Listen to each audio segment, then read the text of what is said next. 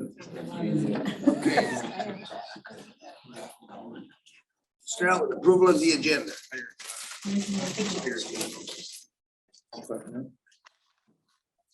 Anybody see any changes or not? We can change it as we go, like it says. So all those in favor say aye.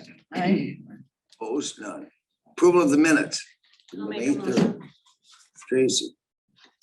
So, Tracy, done. Changes, all those in favor say aye. Aye. Opposed, okay. Good, because we have a public hearing. So we're gonna start with public comment. Try to keep it to 3 minutes if you can, if you're here to speak on whatever. Come up, state your name. Okay. Yep, go ahead and start. Hello, good morning.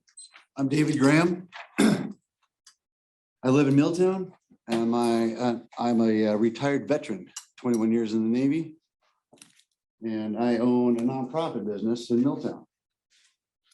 And we provide equine assisted therapy to veterans and first responders.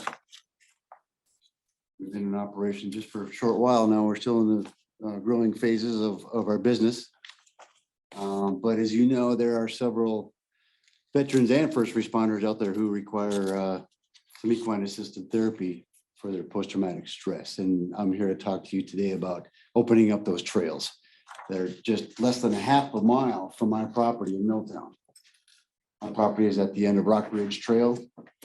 Our business is called Rock Ridge Retreat. I think you've been over it before too. The property that I own is only 57 acres and I have a very limited amount of trails to ride our horses on. And if we could open up Gandy, which is less than a half a mile from my place, that would provide the veterans and first responders a place to do our equine therapy. And if you guys know about people who own horses, they're a fairly conservative bunch. We don't ruin much. We're not going to be out there polluting the trails and throwing beer cans and whatnot all over the place. We're fairly conservative people and we clean up after ourselves. And if you guys are concerned about piles of manure, typically people will take and carry their manure rake with them and shovel it off and kick it into the tree line. You won't even know that the horses were there, except for maybe some horse tracks, maybe some hay from their wagon or from their trailer. But otherwise, you won't even know that the horses have been on the trails. So all we're asking for is just say one simple word and say yes. We'll help you veterans and first responders. Pretty simple thing. That trail's been there for what 150 plus years. We just want to use a portion of it there in Milltown. Any questions for me? Nope, go ahead. That's good. That's all I have. Okay, thank you. Anyone else? Public comment?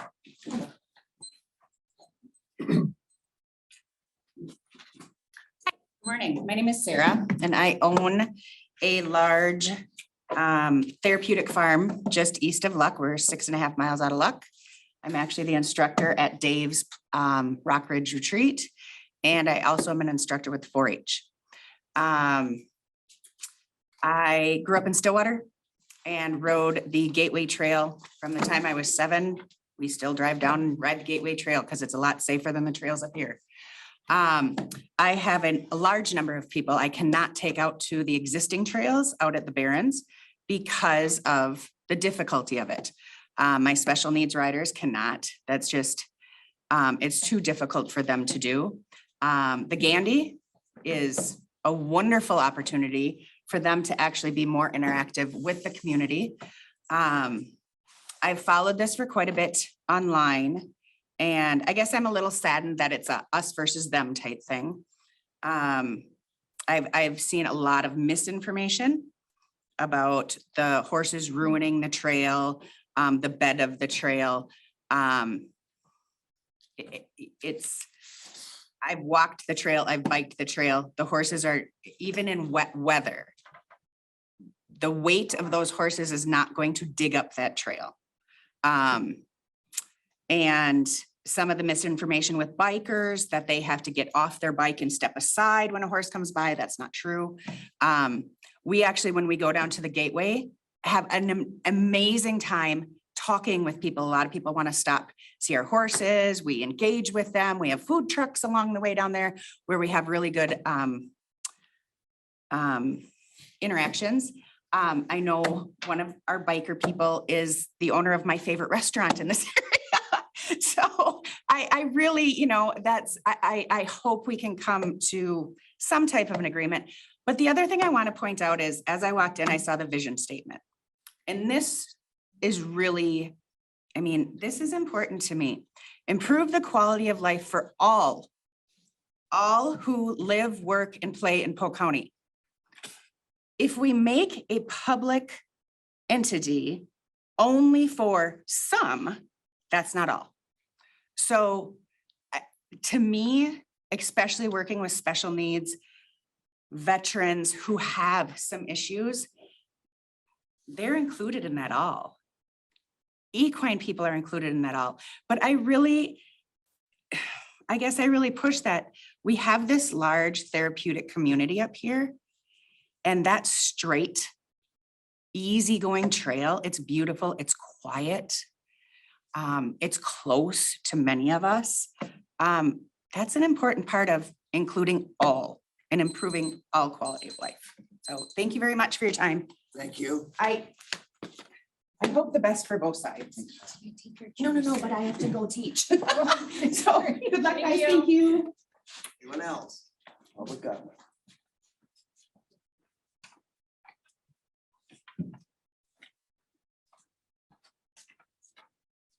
Both those speakers were amazing. Thank you. I am Paula Dare. My husband Craig and I have owned Luck Saddlery and Outfitters on Main Street in Luck for nearly 40 years. We also landowners, and our farm is a short distance away from the Gandy Dancer Trail. We are one of several rural families who would treasure the opportunity to ride our horses on the Gandy. It would truly improve the quality of life for us and all our equestrian friends. On behalf of the equestrian community, thank you to the Polk County Board, Environmental Services, and the Trail Advisory Committees for their work and planning towards opening the Gandy for horseback riding. We ask for your support, and when the time comes, please vote yes. I would like to make note that currently the Gandy is open to almost all user groups, including snowmobiles and ATVs in the winter season. Almost all silent sport users, including electric bikes, but yet equestrians are excluded. Horseback riding by state definition is a silent sport. The option to ride horses on the trail is needed and wanted by many, including the local equine therapy groups that you just heard from. And there's another one, Quarter Moon Acres near Amory. Local 4-H groups, families, tourists should be able to have a safe, pleasant day of riding close to our land, businesses, homes, and cabins. This option would be a huge improvement over riding on all the busy and dangerous roads. It is unreasonable and unfair to exclude our group while all others are permitted for at least seasonal use. There are successful nationwide and state examples of trails like the Gandy that are safe and successful and include equestrians. The Stour Seven Lakes Trail opened to us 2 years ago with no safety issues or woefully predicted trail damage. Is evidence that this can be a good deal. All the countless meetings and the careful planning that opened the Stour Trail for us can be pertained to the Gandy. We realize there are financial restrictions to altering and creating new trail opportunities. We are not asking for all that. Only the opportunity to be included and treated as equal users of the trail, welcomed without complicated or limited trail access. A season for riding is acceptable, but please, much more than a few weeks in the fall. Once established as an equestrian trail, there are grants available to help with updates and related expenses. The majority of our equestrian friends are working at this time of day, and it's difficult to attend these meetings. But I know there are supporters here who have spoken or are waiting to speak, and many others who have sent letters of support, including our great friends at the Wisconsin Horse Council. Thank you to everyone. Thank you.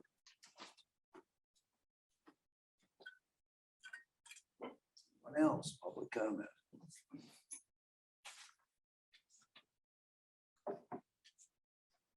I'm Donna Anick, and I am an avid bicyclist, and I use the Stour Trail quite often. And I just want to speak a little bit to horse situation on the Stour. I will say in the last couple of years, I've hardly seen any horses on the Stour. And also when the horses originally were able to be on the Stour, there was droppings, and it was actually the county. They paid the county guys to come and clean the horse stuff off the Stour. I really commend, I think horses are great. I just think trying to put everything on the same trail is just not a good idea. I don't know the solution. I just don't think, as a bicyclist, coming up to a horse is very scary. And if you have inexperienced horse riders and you come up to the horse, I just don't know how well they can control their horses. It's just difficult. Everybody's trying to make every trail for everything multi-use, and it just literally just doesn't always work. And they made a trail for ATVs. Is there some other solution that a horse trail could be made separately? Just so that everybody can enjoy everything, but I just don't think the same trail for everybody is a solution. So that's all I have to say. Thank you. Else, public comment.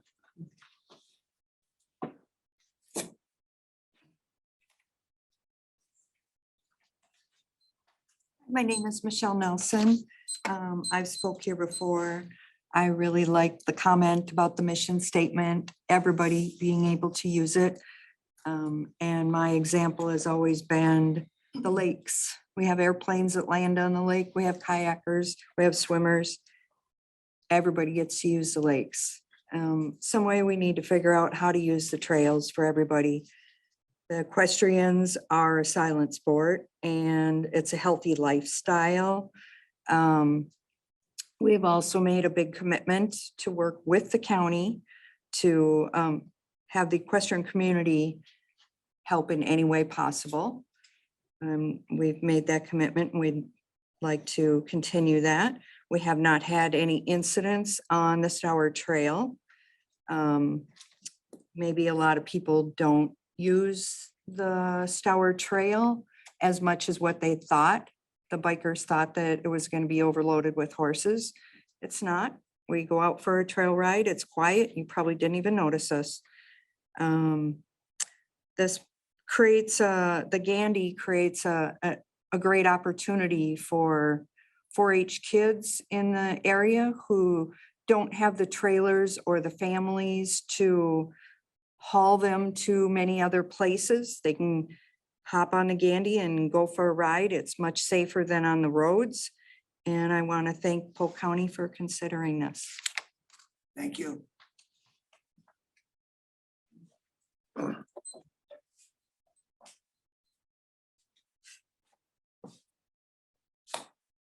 Hi, my name's Stephanie Lundeen. Saw you here 2 weeks ago. I'm with Friends of Candy Dancer State Trail.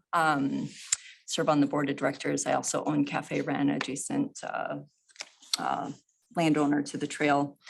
So 2 weeks ago, we let you know the activities and events and whatnot that we have planned on the trail for the year. This time I want to speak more specifically to the feasibility study. And what we heard in the room 2 weeks ago is you guys drawing a conclusion based on the study, in that motorizing the trail seems pretty well impossible at this point, given the fact that the National Park Service is putting the kibosh on that, as well as how weird it would be to just chop up the trail where you could put them, and then that makes for a trail that's very difficult to promote. So kind of feeling like the read of the room was that motorized use of the trail is probably a no-go. And well, that would be good news for our organization, as well as I think equestrian people. And as far as the equestrian piece, the conclusion that we could feel you coming to is that opening up the master plan process is expensive. Building parallel trail, would be preferred if it were to happen, is also an expensive thing, changing the parking lots, yada, yada. So I guess obviously you need to come to a decision based on how much would that trail get used by your equestrian community, how much you want to spend. I want to say on behalf of Friends of Gandy Dancer that we absolutely support horse use of trails. I think that's a no-brainer. We do really prefer the separate bridle path option. It does keep everyone safe, and it's the kind of experience that we both prefer. And as far as damage to the trail, we are absolutely concerned about that. The trail was just serviced over the past 2 days by the highway department. And the limestone is a very soft, tricky thing that we need to preserve at all costs. And you can look at examples, South Dakota, whatnot, don't need to get into the details, but that take a lot more grooming to keep them to the standards of a bike trail. So then the cost of your trail maintenance will go up as well if you were to put both uses on the same trail. And lastly, I just want to thank you for going through this process because I know it's really tricky, and I applaud you for trying to figure out how to make good opportunities for everyone. When you think about how many miles each recreational user group has in this county, it's not about miles as it is about the experience. So for example, snowmobiles need a lot more miles of trail than someone who bikes because they're speeding through those miles, right? They need 350 miles. We don't. So just keep that in mind with when you have that conversation today about miles. It's more about the user experience. Thanks. Thank you.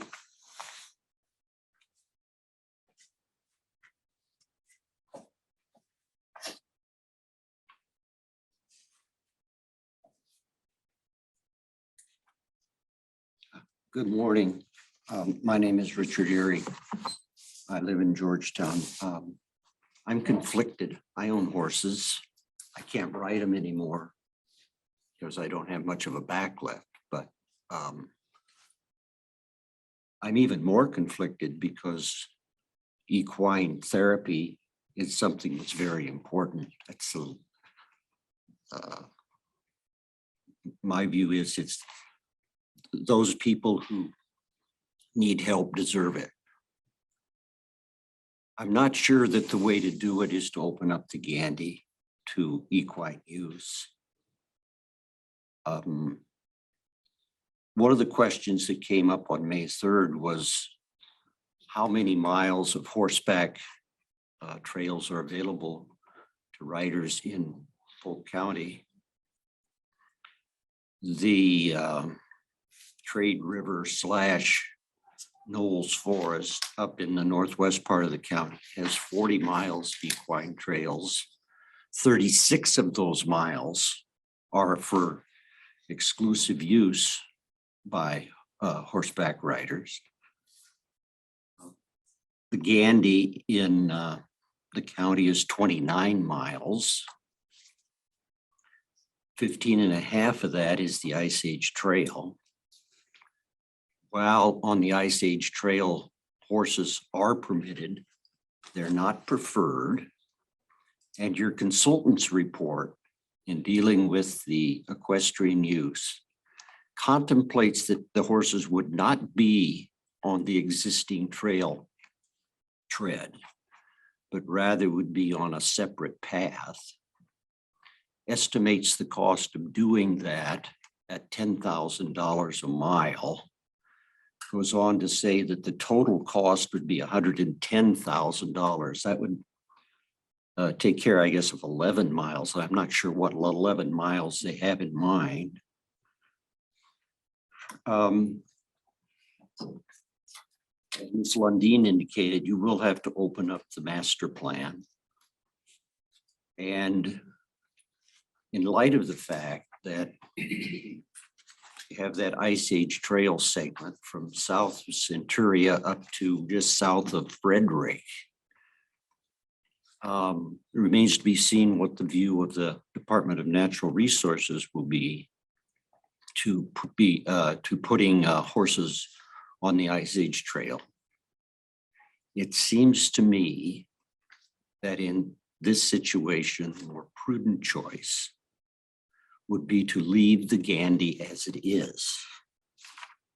One of the questions that came up on the 3rd was, well, we didn't have a no change alternative in the directions we gave to our consultant.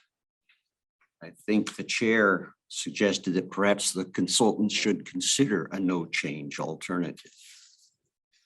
As I've looked carefully at the plan or the study that they submitted, which is now posted on the county website, and having listened to your consultant, it seemed to me that what the consultant was saying was there should be no change.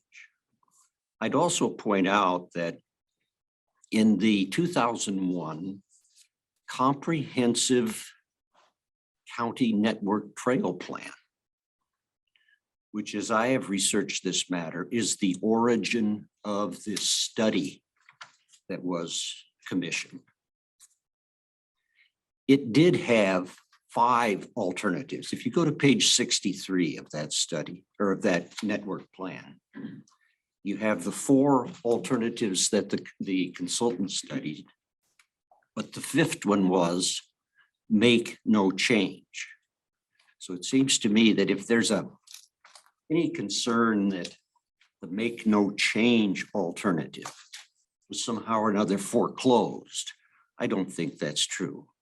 And notwithstanding the compelling case that we've heard today for equine therapy, my view is that the Gandy should stay as it is. Thanks. Thank you. Anyone else?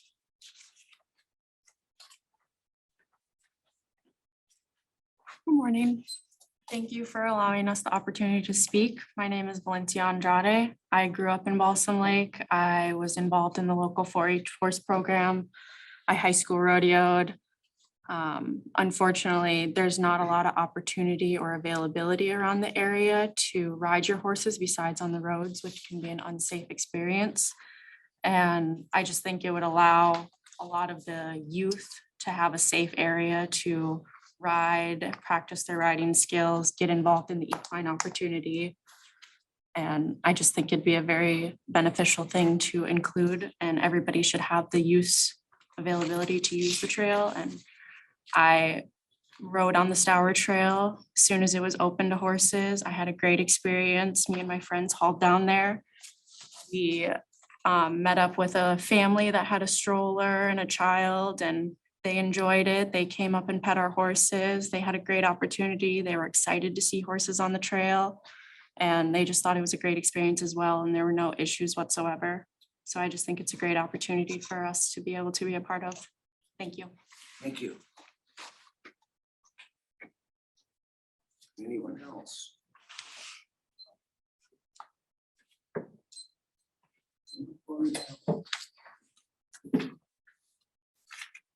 Well, all right, hearing none then. We will close the public comments.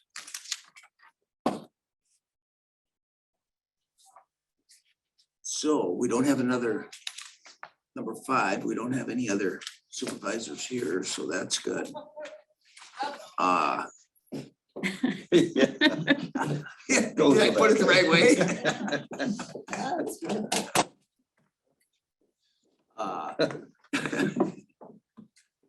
What can we do? Because we have a public hearing in 6 minutes.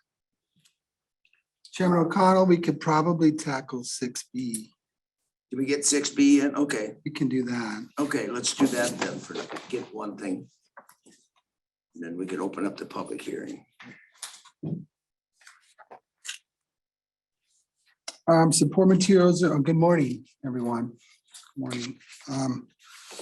Support materials for this, for the agenda are in your packet. In a nutshell, the Parks Department applied for a stewardship grant to do some improvements, some facility improvements in the Apple River Campground.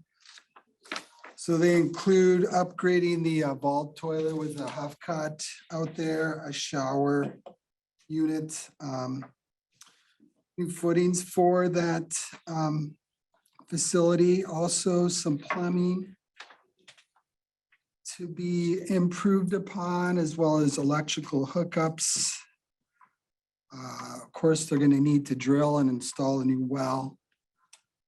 And they're planning on installing water to sites 1 through 5, as well as upgrade the electrical to 20 amp on sites 1 through 5. And even though we've been slowly clearing some of those hazardous trees out in the campground, we do have a few that we might farm out. So in a nutshell, Parks Department applied for a stewardship grant to subsidize these costs. The DNR came back and pointed out that these projects are not supported in the county outdoor rec plan.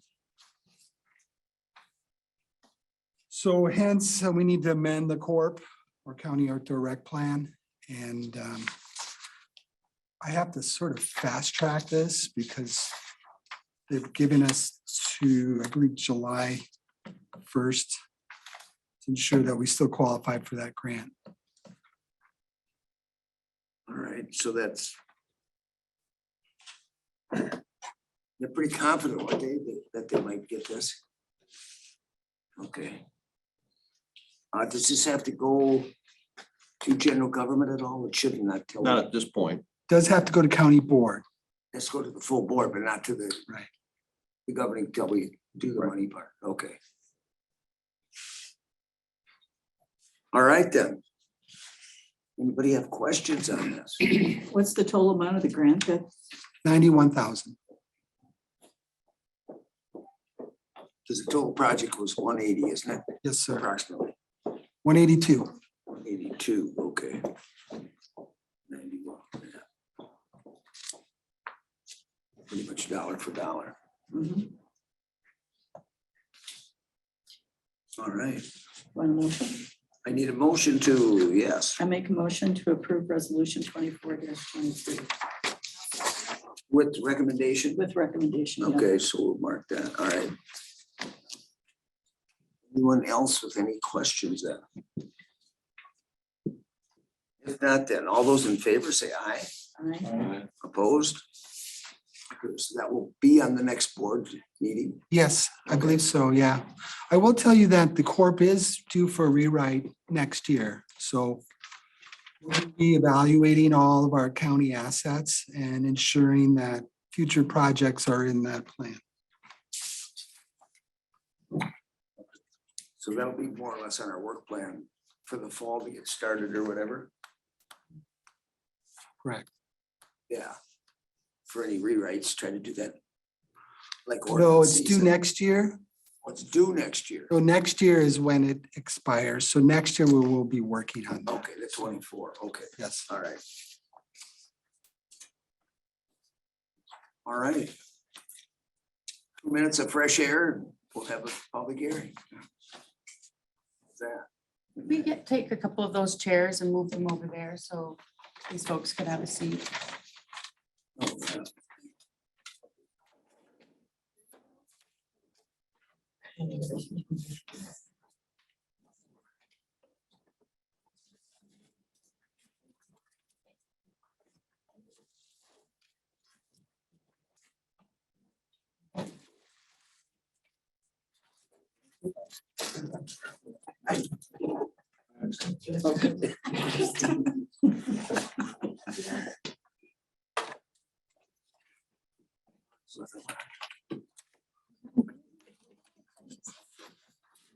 We gotta get them.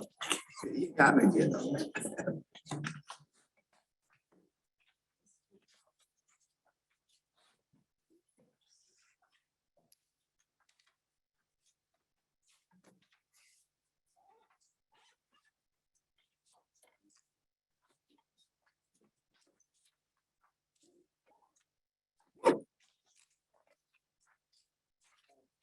Copy of that one. Of what? I do.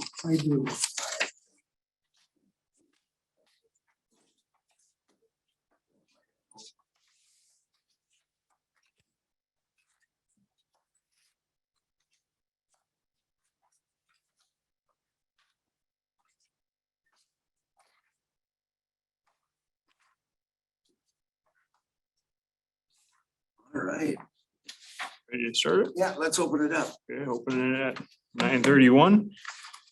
Amanda Grimsley requests a rezone from residential Ag 5, RA 5 to recreational business commercial B2 for a parcel located at 2006A 70th Street in section 23 through 25, town 35 north, range 17 west, town of Georgetown. Parcel number is 026-010-018-0500.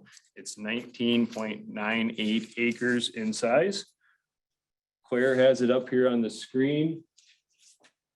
It's the property that's highlighted in the red boundary. This is the old Hunky Dory Resort property. If any of you are familiar with that, it's on 70th Street here. It's located in the town of Georgetown. 70th Street is a town road. The property does have cabins down along the shore. And then there was an old like lodge meal room area, and that which is that larger building way up to the top. Clara Lake is a class 2 lake. There is no public access on Clara Lake. It's a fairly deep Clear Lake. All these lots here were owned by the applicant's grandmother and were recently subdivided in the spring of 2022. This area here that you can kind of see comes up, that is the only mapped wetland on the property, so it does block a lot of the access for the southern portion of this triangle tip. However, I believe the applicant is looking at putting in a new driveway to access the buildings up there kind of in that grass on the north end of the woods. The town of Georgetown has approved of the zoning change to B2 commercial. And that the reason why they're having to come through the rezone process right now is because operating a resort underneath the RA5 zoning classification is not a permitted use. So it was a non-conforming use and it got zoned that way back in the 2015-16 comprehensive rewrite process.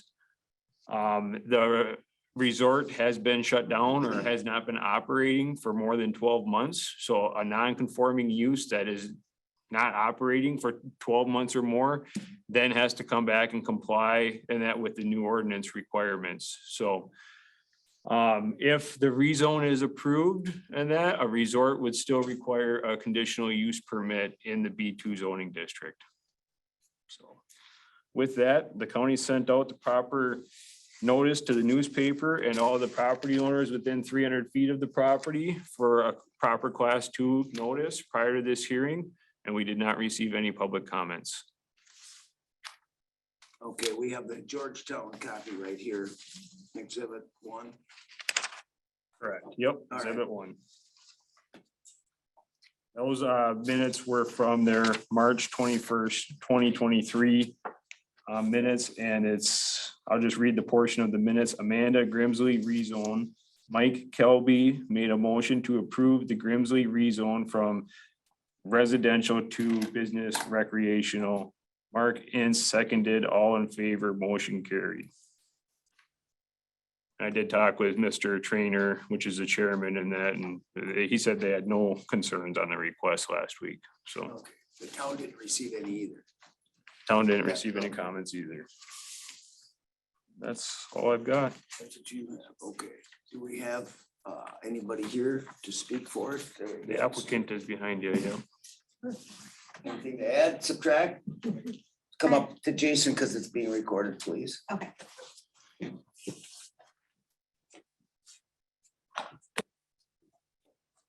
I'm Amanda. Thanks so much for hearing this motion. One comment I wanted to make is I did do the paperwork to change the address and that I did get in the mail. So now the new address is 2004 70th Street. So that happened kind of since we did the paperwork and got that. But yeah, so we're just going to continue on hunky dory. We've been there since 1902. It's been in my family since 1938. So cabins and the lodge, and so actively doing repairs there now and just wanting this rezone. All right, anybody have questions of her? Hearing none. All right. Well, then, thank you. Sounds good, thanks.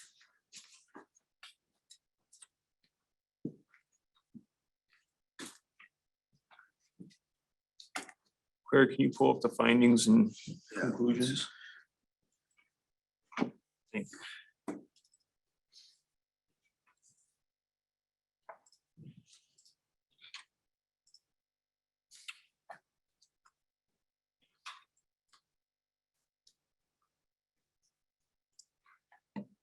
All right, so what I have for findings, size of the parcel 19.98 acres, town of Georgetown.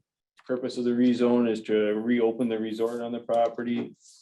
Resort is a conditional use underneath the B2 zoning district. Town of Georgetown has approved of the rezone request. Property was previously operated as a hunky-dory resort for many years, but hasn't been operated within the last couple of years. Resort is a non-conforming use in the RA5 zoning district. Once a non-conforming use has ceased for 12 months or more, any new use must meet current ordinance and zoning district requirements. Where Lake is a class 2 with no public access. The surrounding land is R1, RA5, or unzoned because the town of Georgetown is an unzoned town. So anything that's without the shoreline area is that unzoned area. The large wetland coming up from the south, 70th Street being a town road, and then the property recently being subdivided in 2022. So.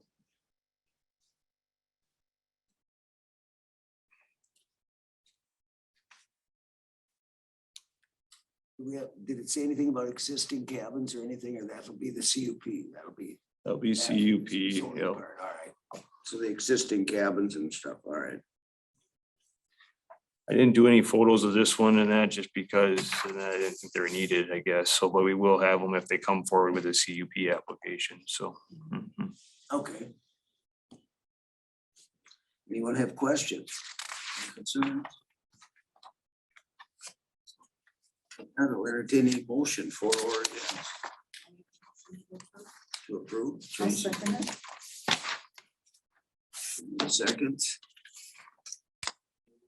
Other, those in favor, say aye. Opposed? No. Okay. That moves on. Okay. Thank you. Give them a shot, trying to help her anymore. I'll have a couple of signs for this one and that one. All right, You're gonna jump back to 6A. we're gonna jump right back to it because everybody's here. Let's jump back to 6A. For the trail.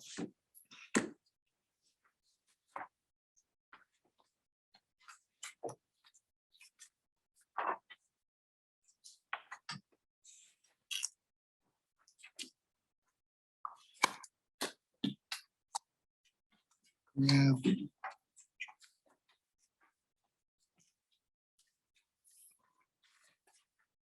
So yeah, 6A.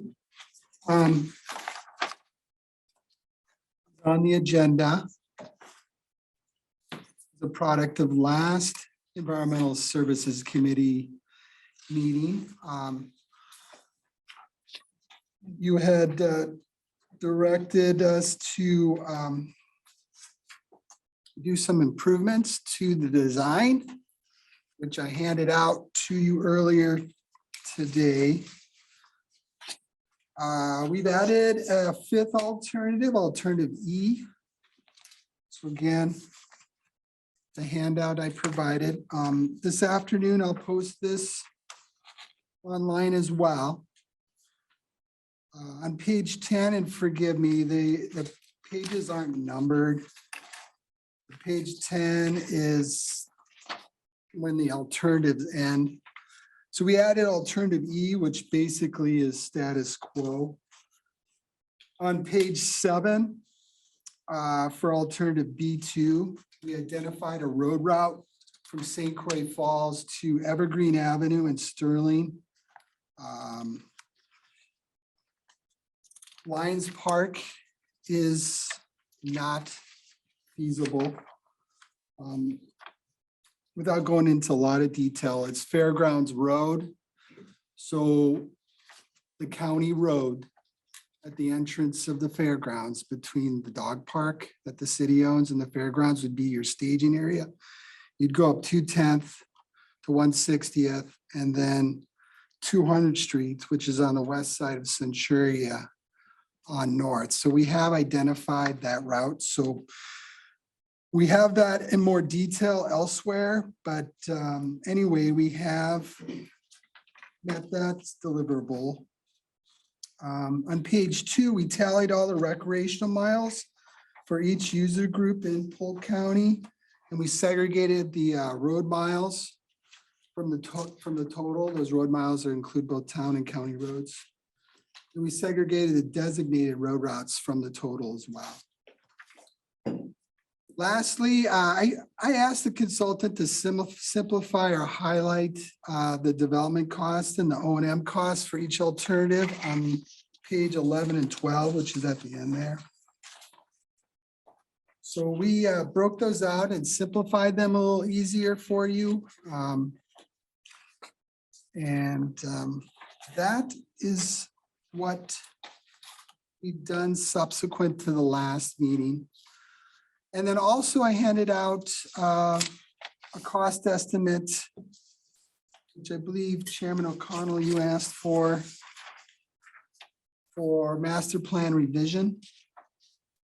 Please note, this is based upon a recent history of hiring consultants to do master planning. I could work on the costs for master plan revision without a consultant, so staff time.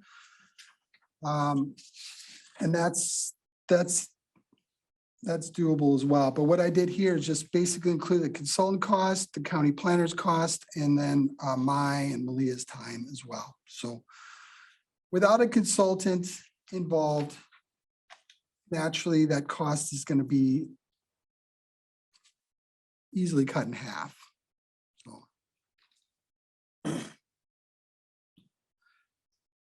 You're looking at a range, it'd be, yeah, But but have that, a lot of time if we have a planner, it would really. Because we haven't hired one yet, have we? That's still out. right. We haven't had one. Okay, Push other projects back a little bit. yeah. That's a good point. We have plenty projects in the queue for a planner. That would be diverted if we were to, add this additional task, but not saying we can't do it. It will take time and resources away from that position. Okay. Any questions on the new design at all? I know some of the development costs are interesting. Again, they're based upon DOT average unit price cost. Someone had brought up alternative C, which is shared use on the existing trail. In other words, if you were to add horses to the trail bed, $10,000 per mile or $101,000 overall. What that means, that's been sort of priced out per mile. What that means is we need to identify the trailhead and parking lot improvements as well as additional signage. And that's spread over mileage, if that explains anything. Alternative B, which is the bridle path option. That was also roughly $33,000 per mile. And that's, again, the trailhead signage, parking lot improvements, as well as us actually using our equipment to punch a trail and clear a parallel trail. Bob, am I seeing this wrong? Mhm. The alternative B says 613,000 per mile. Yeah, that, if you look on the header there, Vince, that's for ATVs. Oh, Yeah, purchasing, gotcha. land and easements, that's why it got so high. Yeah, alternative C, which is 660,000 per mile. That is shared use on existing trail in the event you were to add ATVs and equestrians. And the reason we're doing that is, well, we naturally have to recognize the need for user safety And the current surface is roughly 15 feet wide. So what we'd have to do is we need to widen that trail bed at least 11 feet to create a two-way shared trail with a 6-foot buffer.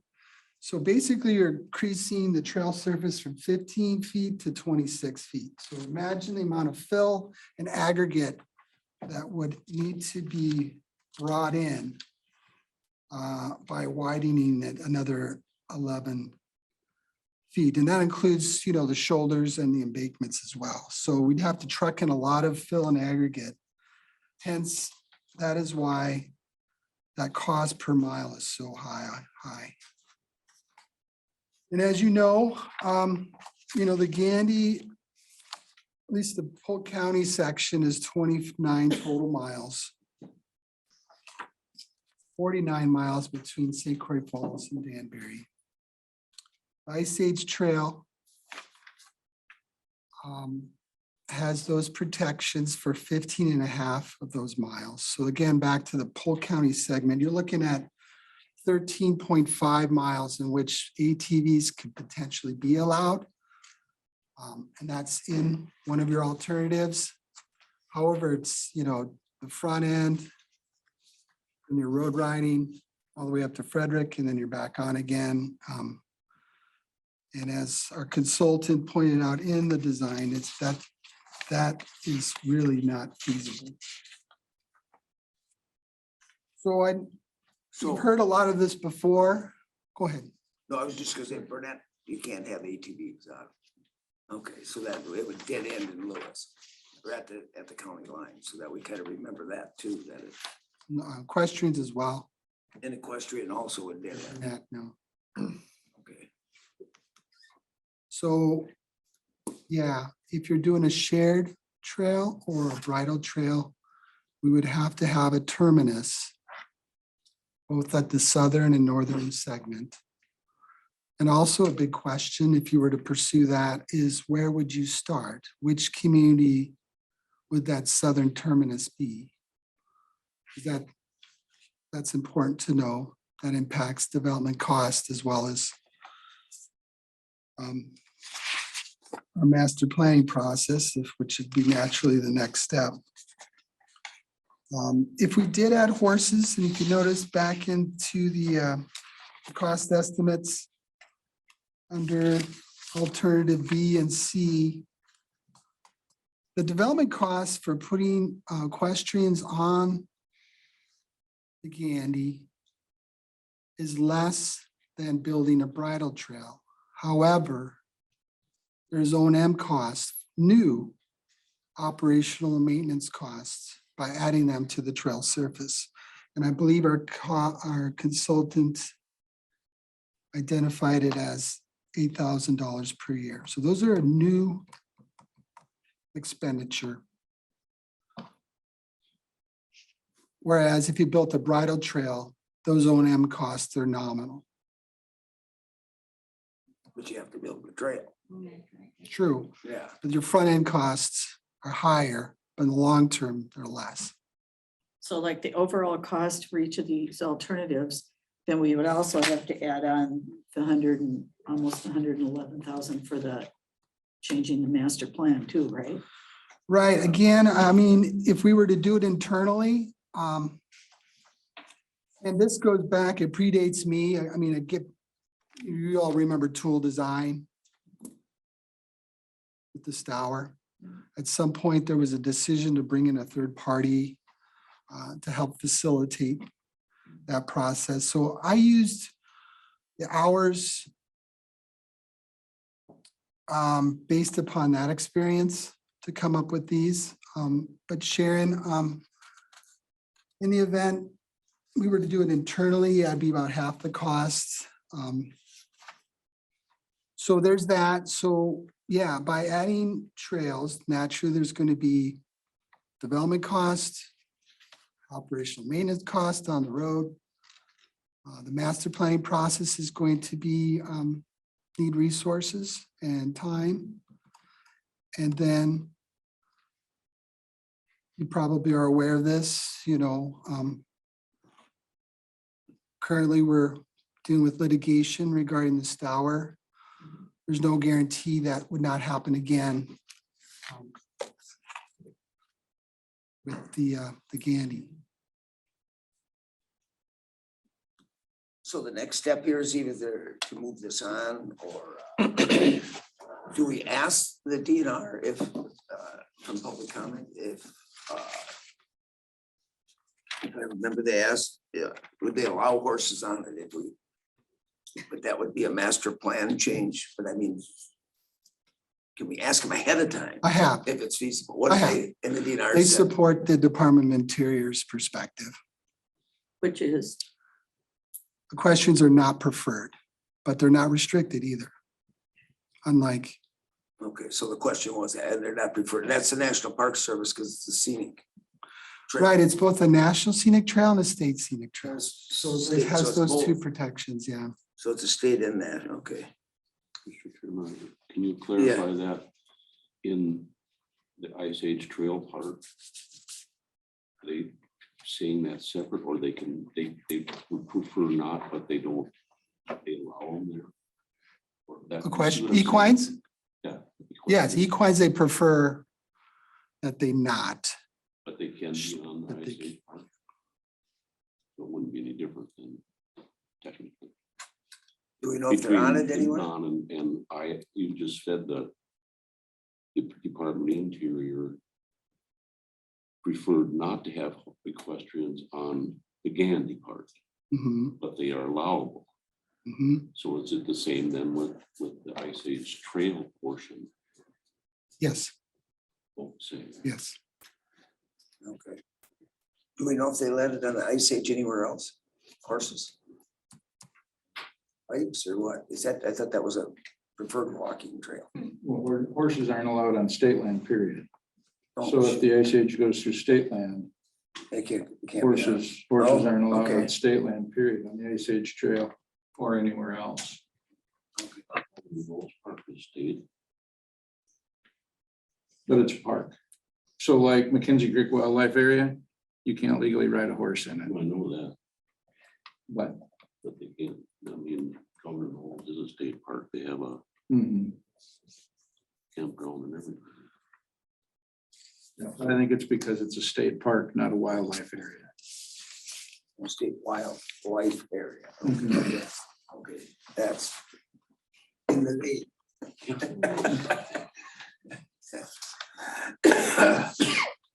So yeah, Chairman O'Connell, I think that was the goal of having this on the agenda. Again, A2 is a reference to the Comprehensive Trail Network Plan, as well as E2. A2 was again a feasibility study to evaluate ATV, UTV connection between St. Croix Falls and the Burnett County line. E2 was a feasibility study, again emphasizing feasibility study to evaluate an equine or equestrian connection between St. Croix Falls and the Burnett County line. You know, just, I don't know, I think it's worth mentioning in the Comprehensive Trail Network Plan, A1 was the Jack Pine Loop. So there's one project completed. A2, this is for ATVs, is this part of the feasibility study. A3 is the intensive part, which is, we'll start working on that as early as this fall.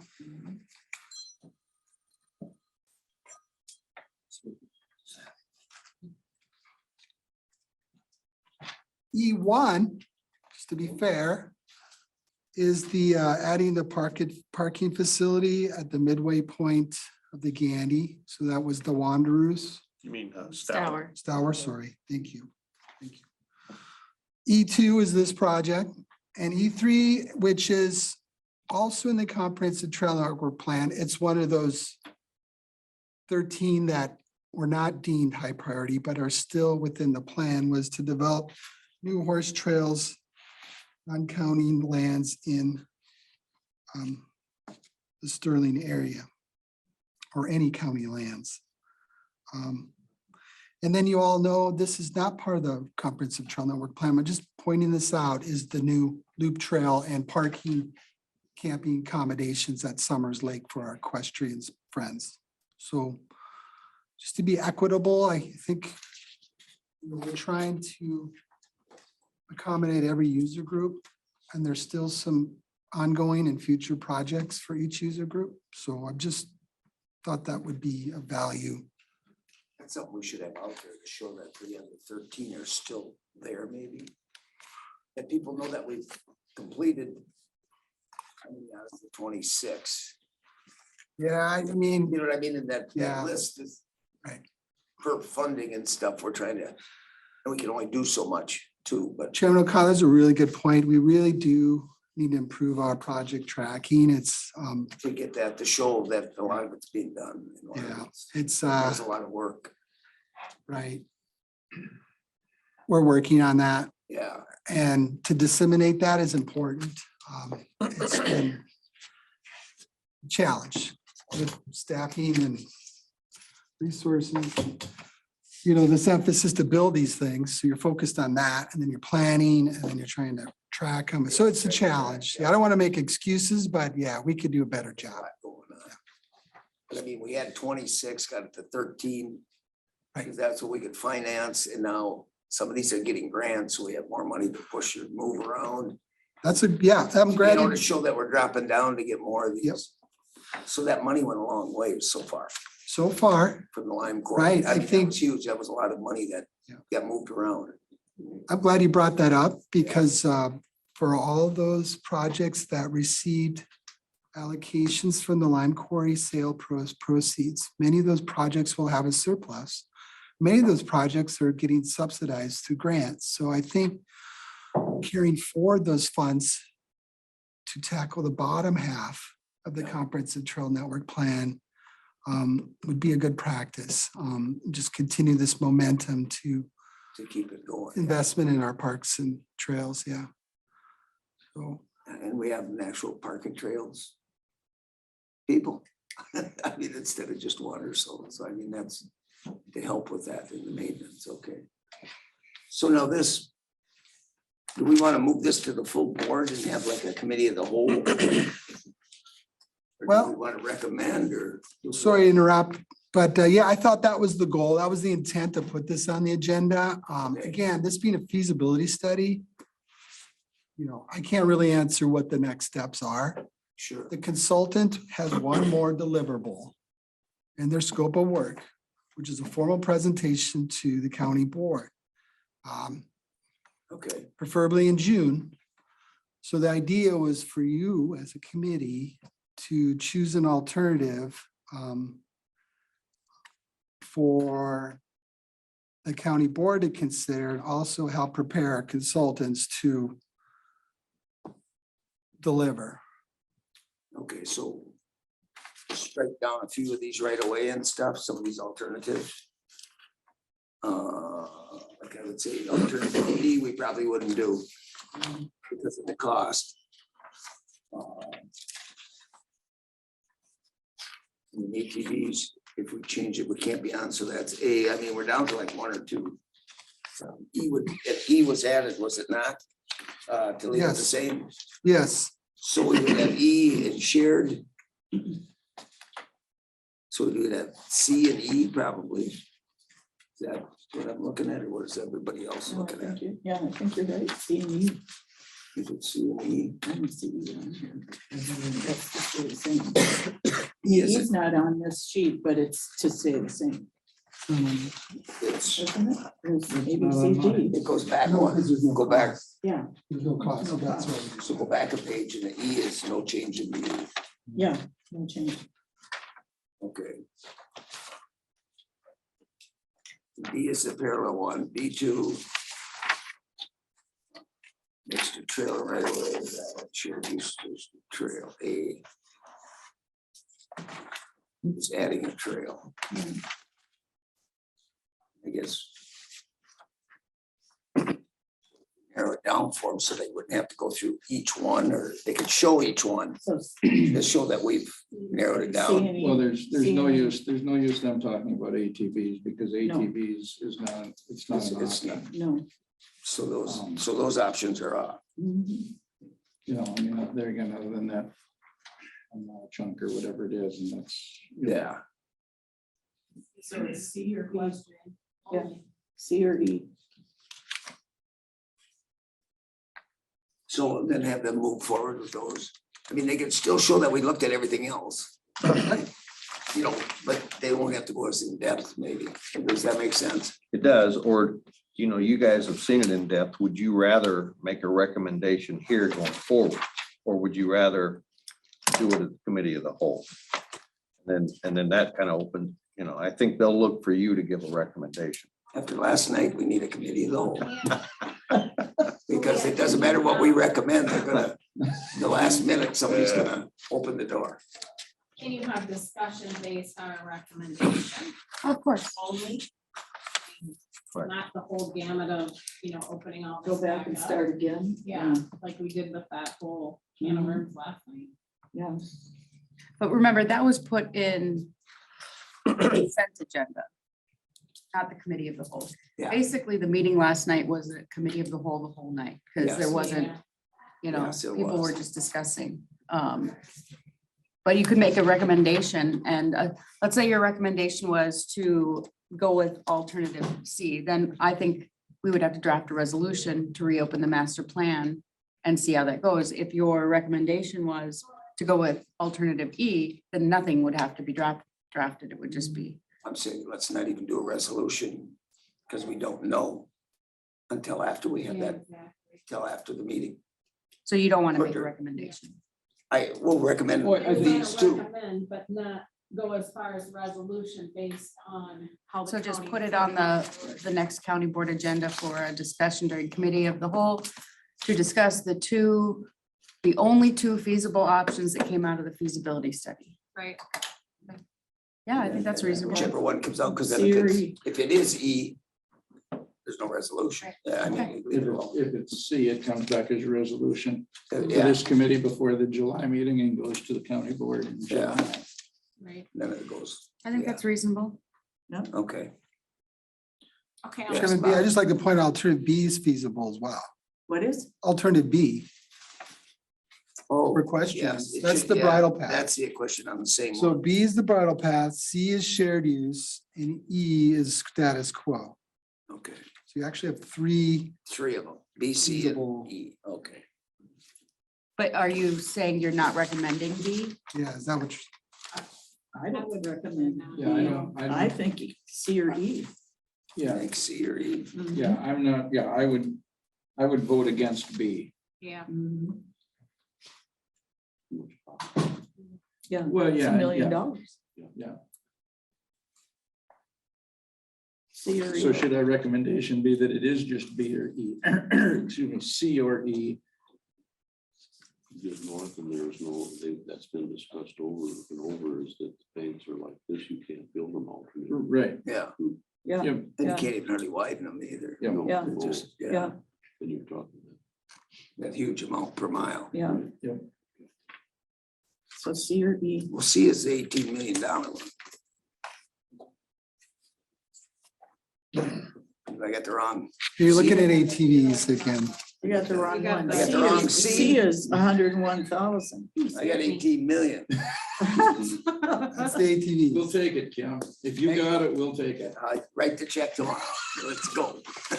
And an alternative C, Bob, is that in reference to a particular part of the trail or the entire trail? I think that's, Well, the development costs are pretty stagnant with that because you're adding them to the existing trail bed. That 101 is for signage, parking, and access. So any improvements we need to make for trailhead are included in that 101. Okay, sure. They just spread it over. It's a little confusing because they spread it per cost per mile. Yeah, So that is pretty static. That's going to be the same. However, I mentioned this already. There's additional new O&M costs with this alternative as opposed to alternative B. yeah, Be aware of that. yeah. Yeah.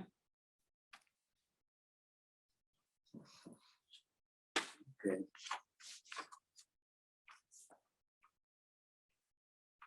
All right, that'll be a lively discussion. As long as it stays focused on C and E and we don't go Exactly. back to starting to go through from phase step one. So what you're recommending is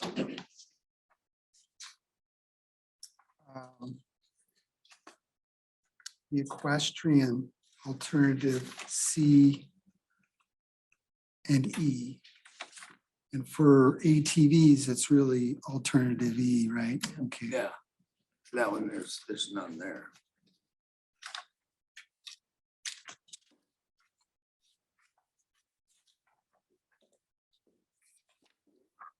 We consensus with that, pretty much. I think so. I'd like to see it different, but after last night, we know what's gonna happen, so we'll just make it easier. Yeah. Okay. Got through it. All right, we are to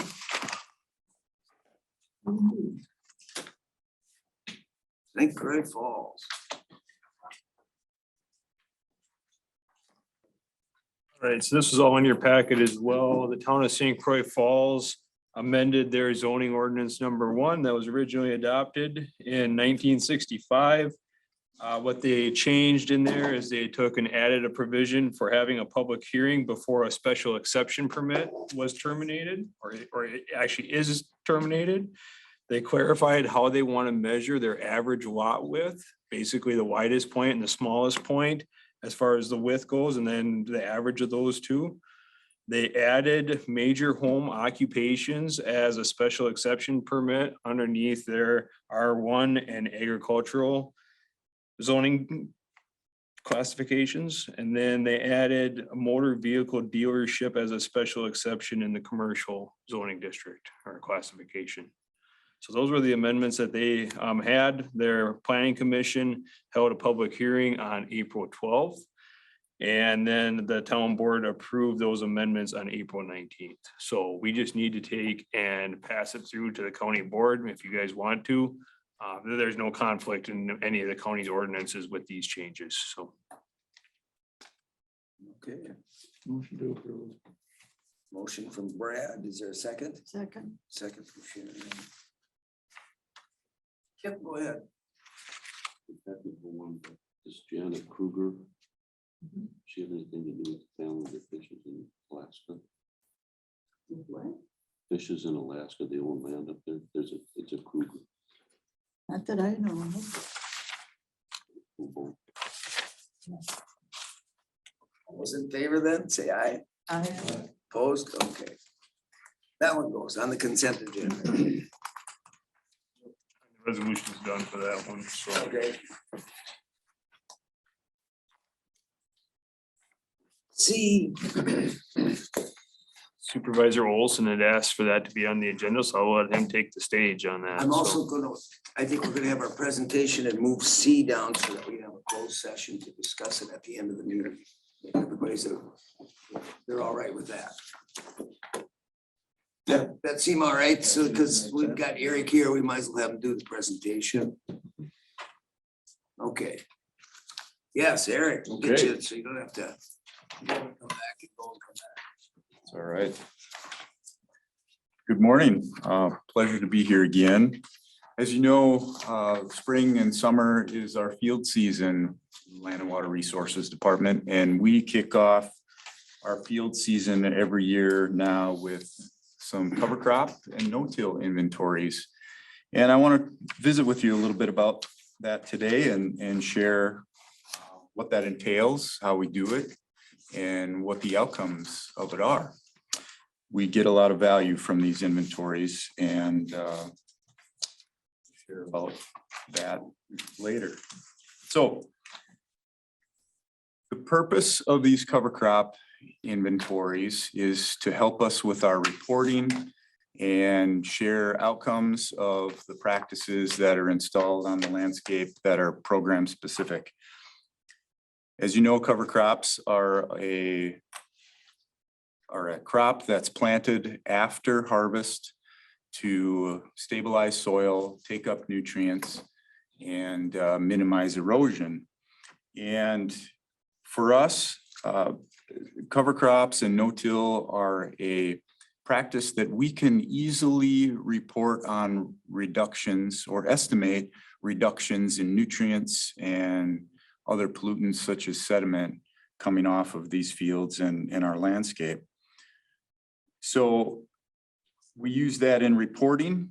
And another important part of this inventory or these inventories is that the citizens and producers that we work with were really interested in seeing the outcomes of their efforts.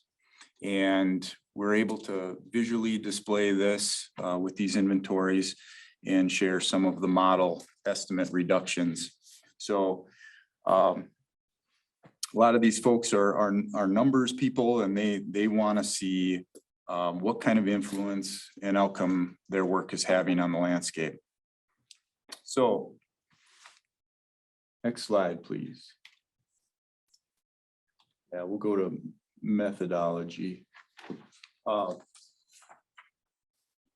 Field inventories are incorporated into all our planned program deliverables in many of our grants. We've done this for our large scale trim grant in Balsam Lake watershed, and we've done this with our producer-led watershed protection grants that involve our Horse Creek Farmer-led Watershed Council. The information collected is from field observations. So our staff are out there physically doing these inventories. We are driving these watersheds and observing what's planted in cover crops and what is no-till. Once we obtain all this data, we use it for updating our watershed field databases, and we prepare our cover crop and no-till inventory maps. And again, as I said before, these acreages of cover crops and no-till are put into models, and we're able to estimate reductions in nitrogen, phosphorus, and sediment associated with these inventoried acres. Next slide, please. So kind of hard to see, but this is a watershed. This is the Horse Creek watershed, and our maps look like this in the end. And you can't really tell it, but color differentiates no-till and cover crop acres and so forth, and no-till and cover crop acres. So we use these maps in our reports, and we've got a kind of a nice timeline, and we can kind of see the increase or decrease in these practices. Next slide. So given that we are now in May and these inventories typically happen after snow melt, we do have 2023 cover crop data. So I'm happy that we're able to have that now. Looking at the map, the green signifies fields within the Horse Creek watershed that are cover cropped. And the Horse Creek watershed is about 40,000 acres, 40,400 roughly. And this project area for the Horse Creek Area Watershed Council also includes Apple Lake, formerly Squaw Lake. And that watershed adds an additional 8,200 acres. So the total watershed acreage for those two watersheds is 48,656 acres. Within that, our cropland acres are just over 17,000. We inventoried just over 2,000 acres of cover crops this spring in those two watersheds, and that's about 12% of the row crop acreage. Next question, Eric. Yeah. Does that include hay fields, or is it just? It's just cover crop species, so small grains, multi-species. It does not include forage crops. Okay. So it's any crop that's planted after harvest in the latter part of the year. I'm just getting at the alfalfa grass fields would actually raise the 2,000 acres considerably. By quite a lot. Yep, you're right. And those do have water quality benefit as well. Next slide, please. So we get into some graphs, and we've been doing this inventory since 2015. And this particular project with Horse Creek started in 2013. And again, after a couple years of operation, we identified that we needed to have some benchmarks of progress. And this was one of the ways we thought to do it.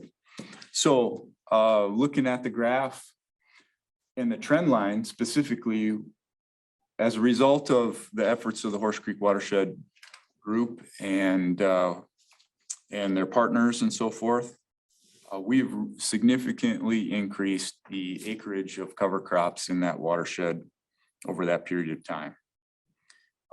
You look at 2020 and that dip is a bit of an anomaly, and we're only reporting on cover crop acres that were incentivized through that program because, as you know, 2020 was a different year and we were not able to get out during the spring of the year and do our inventory.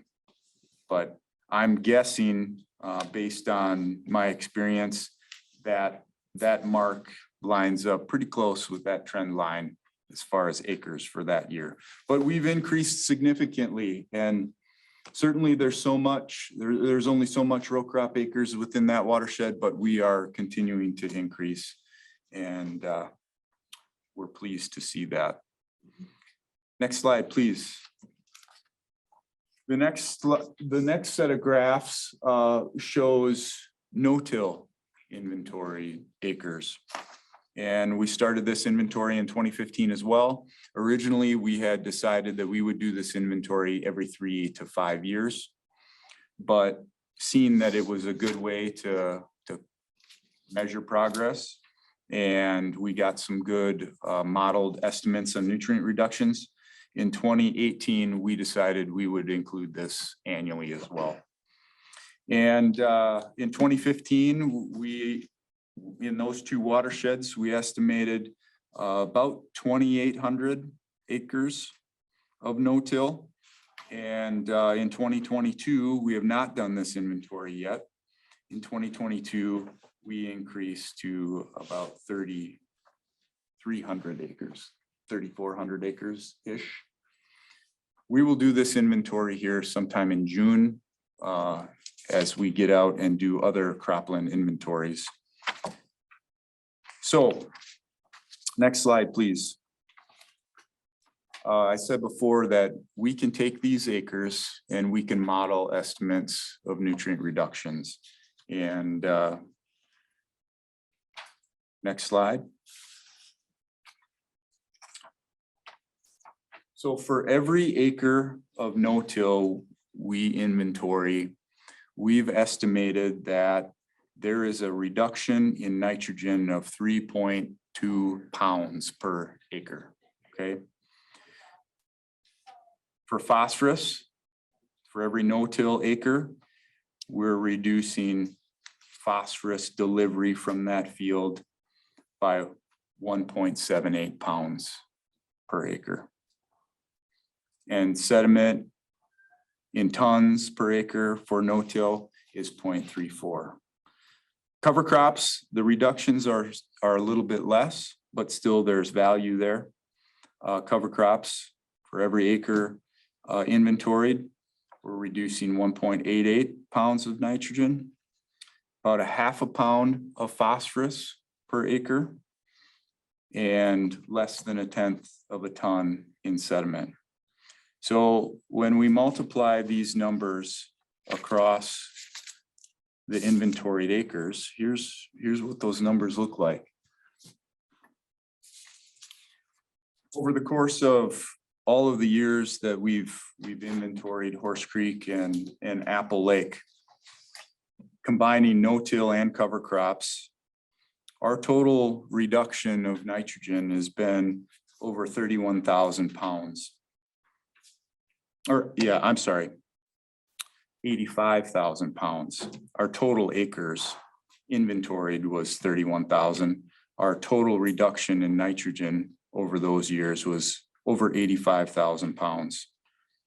Phosphorus reduction, 42,000, just over 42,000 pounds, and tons, 7,500. So there's a significant estimated reduction in nutrients with these practices. And these numbers are important because we're reporting these to DNR for their total maximum daily load planning for the 9 key element plan for the Lake St. Croix River. And we're using these in our grant reports to report on progress. So it's an indication of money well spent and that there are water quality benefits to these practices. Specific to 2023, again, I said there were just over 2,000 acres inventoried in cover crops. So the reduction for those acres is about almost 4,000 pounds of nitrogen, 1,000-pound reduction in phosphorus leaving those fields, and 100 tons of sediment reduction. So next slide. So as I said before, these inventories are pretty important in our reporting. And I've reported these numbers to our Horse Creek Watershed Council and the Cedar Lake Protection and Rehabilitation District, because these numbers and these reductions are important for their lake management as well, their alum treatment decisions and things like that. So in addition to all of that, it has value in our land and water management plan. As I prepare for our 5-year review, these numbers will be in there and reporting the progress on this work. So I happily entertain any questions. All right, the no-till is better than the cover crop. It It is. seems like that if you planted something, it would suck more of the nutrients out and the phosphorus out. It does not. It's opposite. Well, the model that we use is looking at erosion mostly, okay, so with less disturbance of the soil and less potential for surface water or surface erosion, our numbers are larger. So you're right, cover crops have a huge ability to retain nutrients and stabilize the soil, but no-till, in the fact that it really guards against the impacts of rainfall, evidently the numbers are larger. Okay, because I thought a cover crop would use the nitrogen and the phosphorus to grow. It's You know. keeping it in place. But again, the spreadsheet tool for estimating pollutant loads gives more emphasis on no-till, which is okay in my mind, because we're seeing more no-till on the landscape. And it seems that equipment is more readily available for no-till practices. So it's more feasible to do that and more accepted at this point. So given the fact that it has a little larger modeled benefit, It seems pretty tells a big. good story. But they both have, They both have benefits, but yep. the actual no-till, I mean, it's 2 to 1. Mm-hmm. I just thought it would be the other way. So. All right, anyone else with questions? None? We must have did good, Dave. Yeah, well, thanks again for the opportunity to share some of Thank that. you. Yeah. Yeah. Yeah, that's a big deal. Yep. Nice job. Okay. Thanks, Eric. Thanks, Eric. Thank you.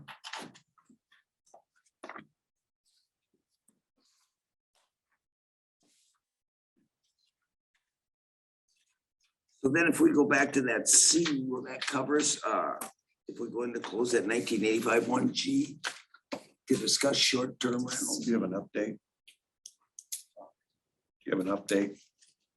On, Short-term rentals. Number 9? Oh, number 9, excuse oh, I me. do have an, yeah, I do have an update. I Yeah. can give that real quick. Yeah, Sure. okay, yeah. So then we can close with the closed session. Yep.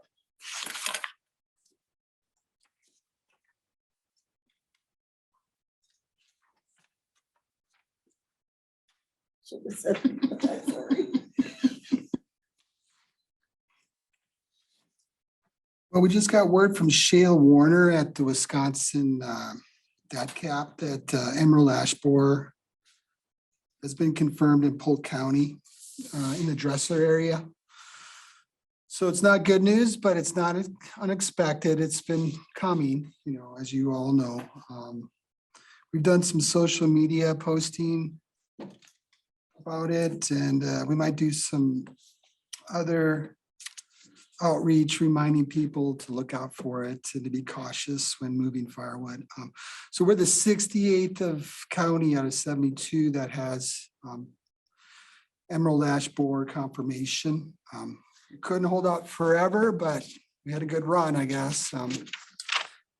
So there's that. Chairman O'Connell, I know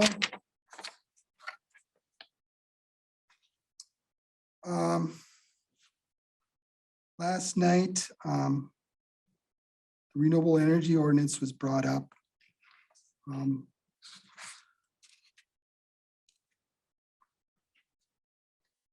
not sure how to respond to all of, I think we have to, for that, let's put it on the agenda and show them what I think they think small is what you put on your house.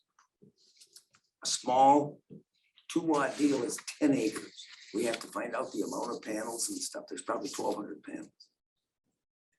I don't think they understand. That's what they call small. I got the impression they didn't understand how many accommodations we made from the public. Bingo. Also. Bingo. You're So exactly right. we have several drafts, and it is time consuming. I know you guys all realize Definitely.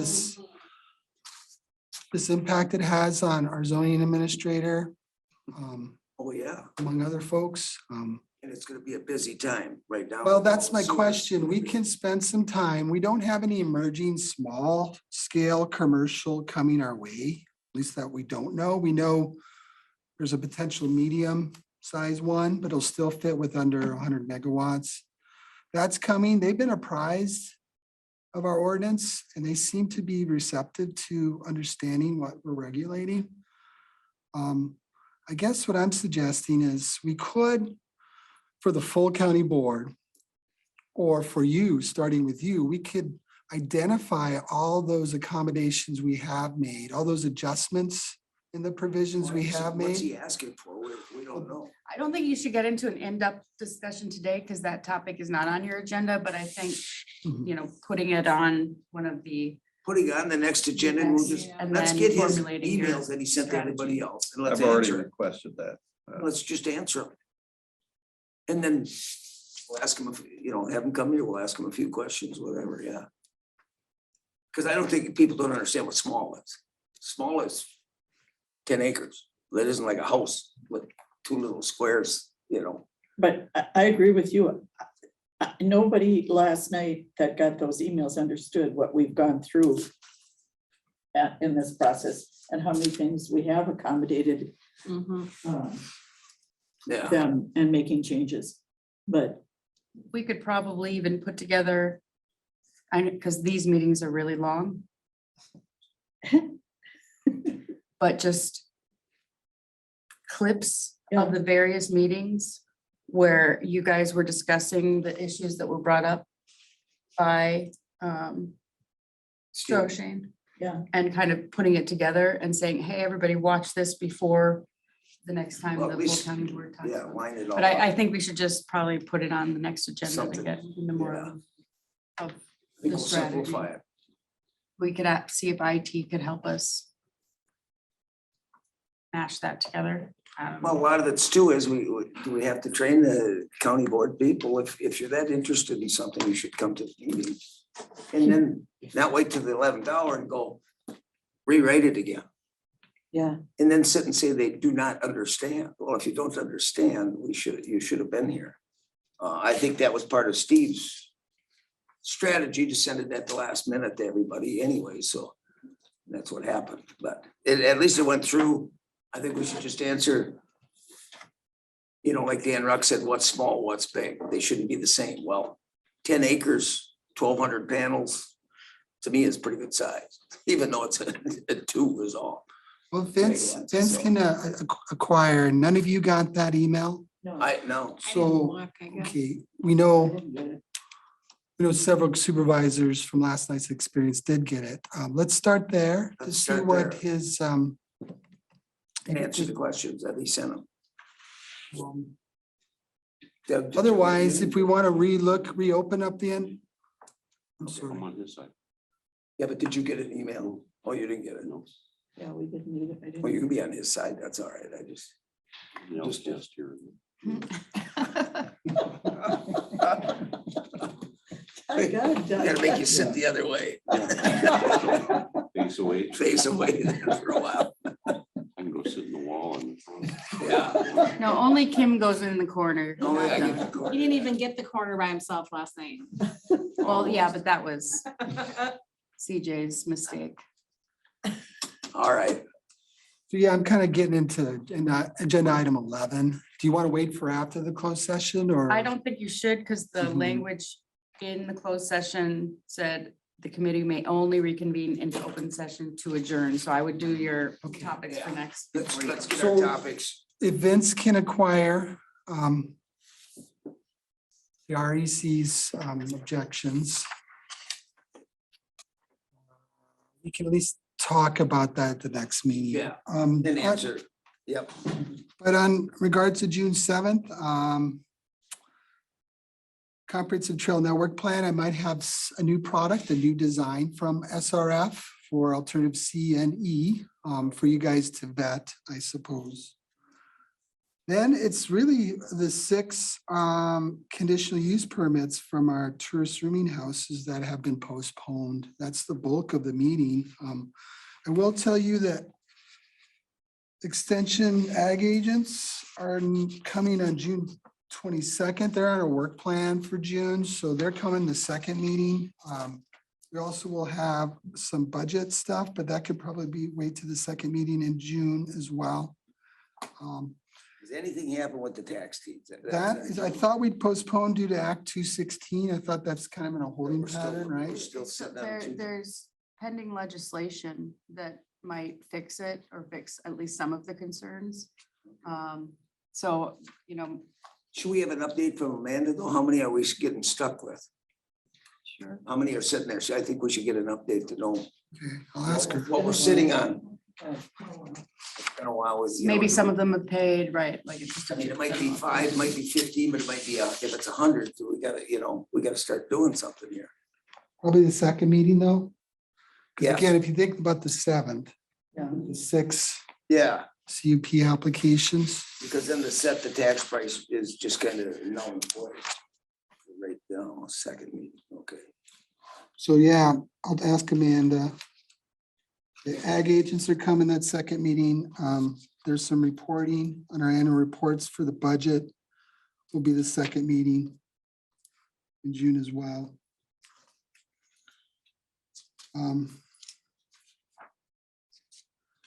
Back to the renewable energy ordinance, outside of addressing their concerns, I'd really like to just postpone that till ordinance review season if possible, but we'll I see. think we should just answer it to get it over with for a while, because it's just, I think the rest of them are just gonna keep bringing it up. Let's just get a 1-page answer and let's go here. And if we gotta change it, it's during ordinance season. I think so. Simplify it, just, here's where we're at, here's where we're going. If you wanna do it, come to ordinance review time and here we go. We need to try to stick to our ordinance to keep not so busy because of the building season now and stuff, because like I said, I'm busy. Jason, I know is getting busy. And staff, I mean, there's enough to do. Well, I don't know how much time it'll take to identify every accommodation we made, but we could probably pull that out. Look at the list that was sent to the supervisors. And then, a carve out for that small scale was mentioned. If possible, but just answer his questions, I think is the biggest thing. Yeah, the June 7th is pretty much the new design for the feasibility study and continuation from those public hearings for those conditional use permits for tourist rooming houses. We're at 6. And those could last a while. Yeah, it's probably be a long meeting. Yeah, that'll be a long meeting. Unless something happens next year, so who knows? Smirk over there, you're gonna be gone, aren't you? I think we need to postpone this until so Brad can be here. That's why you're Smirking over there. Well, Justin's gotta be, we gotta have 5. We don't want 4, 2 and 2 on each one. No. That'd be a. Could happen. Who knows? All right. Thanks, Bob. That'll keep us, yeah, plenty busy. All right, I'll entertain a motion to go. Yes, we've got everything else covered, don't we? Everything's covered. To go into closed session. Second.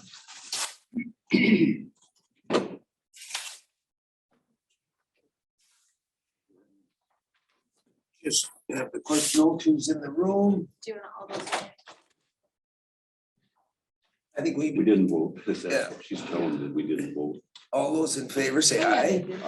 Aye. It's unanimous. We don't need a roll call. I want you to name everybody in the room. Got it. That's why. Motion to Pretty adjourn. hard. Second. Tracy, You got second. people Motion to on this adjourn. All those in committee favor say aye. getting instruction 3 hours before. Aye.